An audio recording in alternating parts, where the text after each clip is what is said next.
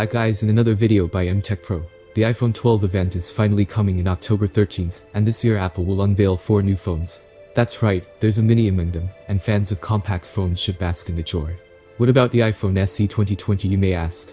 Well, it seems like compact phones are returning in one form or another, which means more freedom of choice.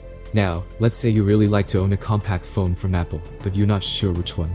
Instead of making rash decisions or staying firmly locked in a technological stalemate, you should take a deep breath and check out our detailed comparison between the two compact phones, the iPhone SE 2020 and the iPhone 12 mini. So let's talk main about differences between the iPhone 12 mini and the iPhone SE 2020. There's one striking difference between the two compacts: the display. The iPhone SE 2020 relies on a 4.7-inch LCD screen, and while it's a bright and overall very pleasant panel, it's not an OLED, and the PPI is just 326, fairly low by modern standards.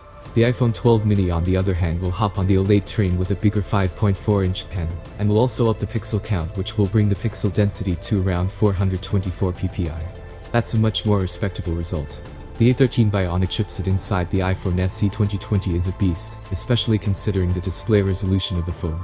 Everything just flies, and you would think that nobody needs more power in a compact phone. Well, Apple disagrees with you on this one.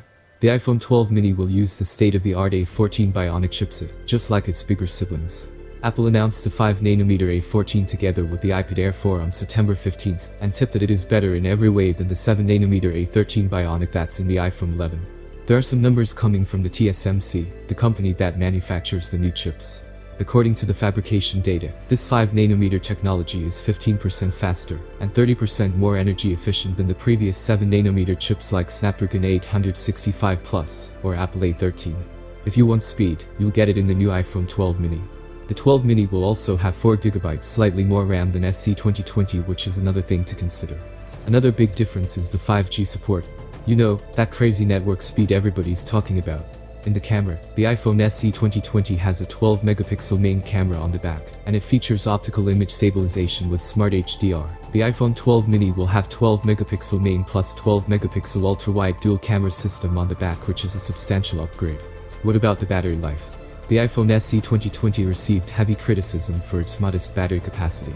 It has a 1821 mAh battery, and when you factor in the new A13 beast of a chipset, battery life concerns start to emerge.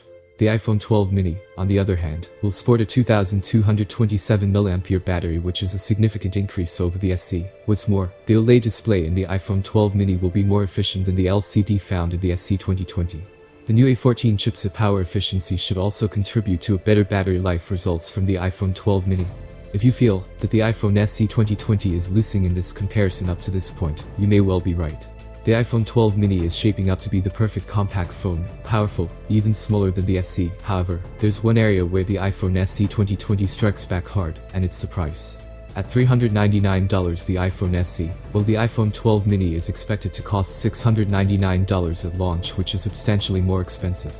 If you like compact phones and want a no-compromise Apple device, though, with a modern design, a better display, a bigger battery, and the fastest chipset out there, the iPhone 12 mini is the one to get.